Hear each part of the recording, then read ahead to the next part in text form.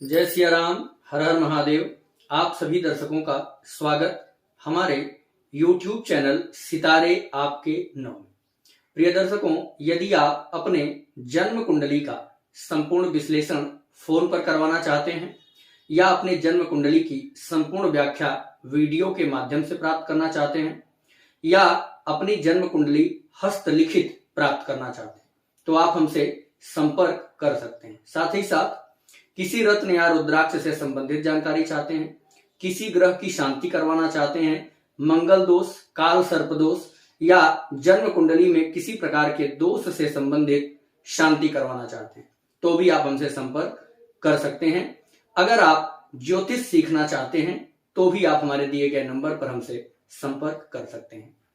साथ ही साथ चैनल को हमारे शेयर सब्सक्राइब जरूर करिए, क्योंकि इसी प्रकार की रोचक जानकारी आपको प्रतिदिन हमारे YouTube चैनल से मिलती रहेगी। आप हमें जहां से भी देख पा रहे होंगे, कमेंट बॉक्स में अपना नाम, अपना पता हमें जरूर बताइएगा।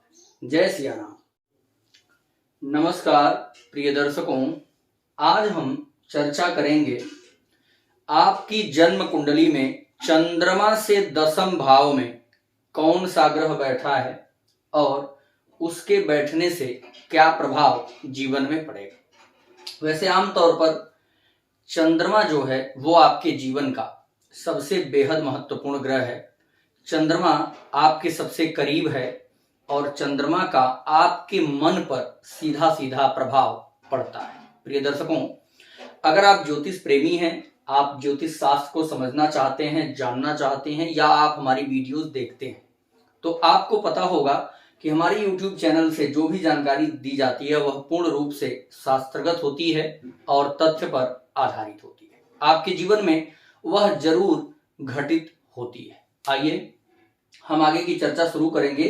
आपकी जन्म कुंडली में चंद्रमा कहीं भी बैठा, उस चंद्रमा से ठीक 10वें घर में कौन ग्रह बैठा है। कोई जरूरी नहीं कि चंद्रमा यही हो, कोई जरूरी नहीं चंद्रमा यहां हो, कहीं भी बैठा हो।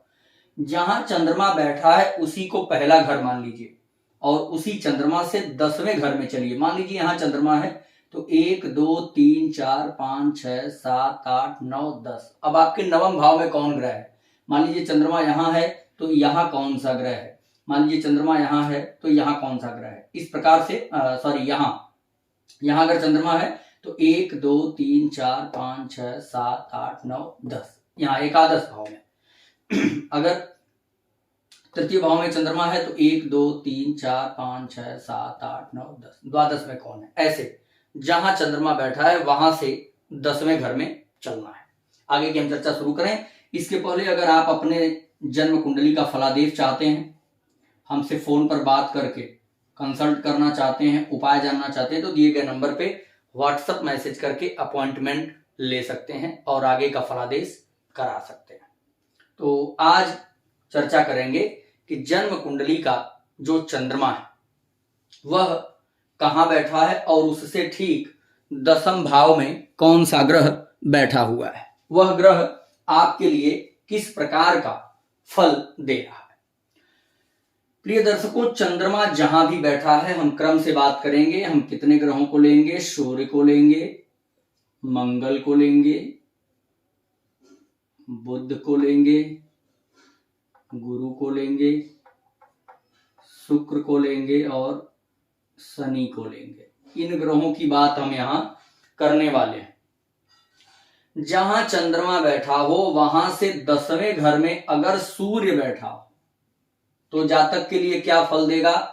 ऐसा जातक सात्विक विचारधारा का होगा, ऐसा जातक साहसी होगा और किसी भी काम में ऐसा व्यक्ति हाथ लगा दे वह काम कभी रुक नहीं सकता है। जिसके जन्म कुंडली के किसी भी भाव में चंद्रमा बैठा हो और वहां से 10वें घर में सूर्य बैठा हो तो ऐसा जातक बहुत धनवान भी होता है।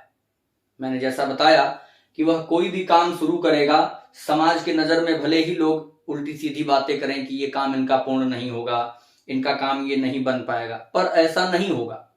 वो जो भी काम करेगा, जिस काम में भी हाथ डालेगा उसे सफल होना ही होना है, चाहे कितनी भी अड़चने आए। साथ में ऐसा जातक प्रतिभाशाली होता है, विद्वान भी होता है और उसका मन हमेशा ठाट बाट की तरफ होता है। दो चार अंगरक्षक लेकर के चलने वाला हो, सरकारी सेवा में जाए या सरकारी ऑफिसर उसकी जरूर मदद करते हैं, भले ही वो सरकार की सेवा में हो या न हो। ऐसा जातक महान व्यक्तित्व का होता है और अपने कुल खानदान का नाम रोशन करता है। चंद्रमा से 10वें भाव में अगर सूर्य आ रहा हो। आगे, अगर चंद्रमा से 10वें भाव में मंगल हो तो ऐसा जातक क्या कर सकता है? सबसे पहले देखिए, चंद्रमा से 10वें भाव में अगर मंगल आता है तो मंगल से संबंधित काम करने का मन ऐसे जातक का होगा। मंगल क्या कर सकता है? तो सबसे पहले साहसी होगा ऐसा जातक, पराक्रमी होगा, किसी से जल्दी डरने वाला नहीं होगा, क्रूर बुद्धि वाला, बुरा आचरण वाला बना देता है। वहीं ऐसे लोग अत्याचार करके, अनैतिकता करके, बुरे आचरण से या गलत काम करके धन कमाने की प्रवृत्ति में लिप्त हो जाते हैं। साथ ही साथ डिफेंस में चले जाते हैं, मेडिकल में चले जाते हैं या होटल मैनेजमेंट, रेस्टोरेंट इत्यादि में भी ऐसे लोग जा सकते हैं। अब ध्यान रखिएगा, मैंने जैसा कहा कि बुरा आचरण और गलत काम से धन कमा सकते हैं। क्या मेडिकल में बुरा आचरण नहीं होता है? ऐसा नहीं कि चोर बदमाश ही बन जाए। क्या डिफेंस वालों के पास बुरा आचरण नहीं होता है? और वहीं होटल मैनेजमेंट, रेस्टोरेंट इत्यादि में है तब भी बुरा आचरण है। तो आप समझ सकते हैं, समझदार हैं। अगर इन फील्डों से जुड़ा है तो भी वो बुरा आचरण कर सकता है, अगर नहीं जुड़ा है तब भी चंद्रमा से 10वें भाव में अगर मंगल है तो व्यक्ति क्रूर कर्म से या समाज में कुछ ऐसा काम जरूर करता होगा जो सबको बता नहीं सकता, छिपा करके करता है, जिसमें बहुत से लोगों का दर्द समाहित है। उसके धन में बहुत सी पीड़ाएं समाहित है। तो अगर ऐसा योग कुंडली में बना है तो थोड़ा इन चीजों पर रोक लगाना चाहिए, रुकना चाहिए। अगर चंद्रमा से 10वें भाव में बुध महाराज बैठे हैं तो ऐसा जातक नृत्य कला में प्रवीण हो सकता है, बढ़िया गायक हो सकता है, किसी प्रकार के शिल्प कला का जानकार हो सकता है, कारीगर हो सकता है, विद्या में निपुण हो सकता है, विख्यात हो सकता है और ऐसा जातक पुत्रवान होता है। वहीं ऐसा जातक नेता हो सकता है, प्रवक्ता हो सकता है, अध्यापक हो सकता है, ज्योतिषी हो सकता है। चंद्रमा से 10वें भाव में अगर बुध है, ऐसे जातक की वाणी लोगों को आकर्षित करेगी, लोग समझने की कोशिश उसको जीवन भर करते रहेंगे और कभी उसका कोई जल्दी शत्रु नहीं बनता है।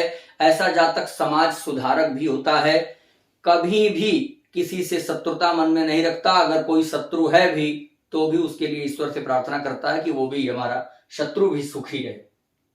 अर्थात चंद्रमा से 10वें भाव में बुध काफी बेहतर माना जाएगा। चंद्रमा से 10वें भाव में अगर गुरु बैठा हो तो क्या होगा? प्रिय दर्शकों, अगर चंद्रमा से 10वें भाव में गुरु हो तो यह काफी बेहतर अच्छा योग बन जाएगा। वहीं अगर मैं बात करूं, मान लीजिए चंद्रमा यहां है, 1 2 3 4 5 6 7 8 9 10, यहां गुरु बैठा होगा। गुरु चंद्रमा से केंद्र में होगा, चंद्रमा से केंद्र में होगा।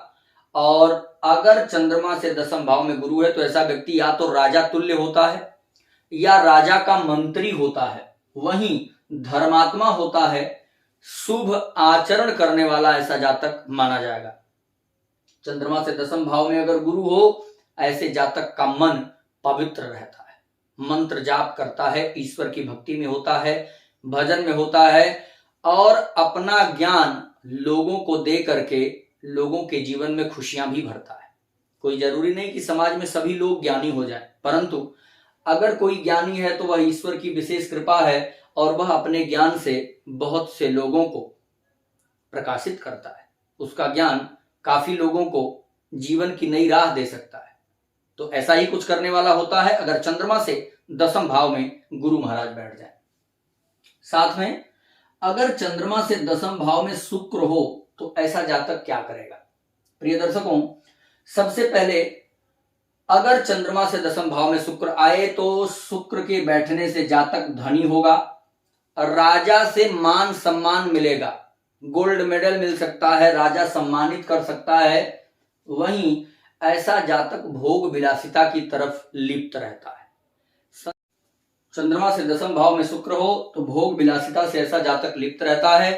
कभी कभी उसके जीवन में ऐसा भी योग बन जाता है कि 2 विवाह के योग बन जाएं, या जीवन में 2 स्त्रियों से संबंध बन सकता है। ऐसा जातक बहुत शौकीन होता है, हर प्रकार से खाने पीने घूमने रहने का बहुत ज्यादा शौकीन माना जाता है।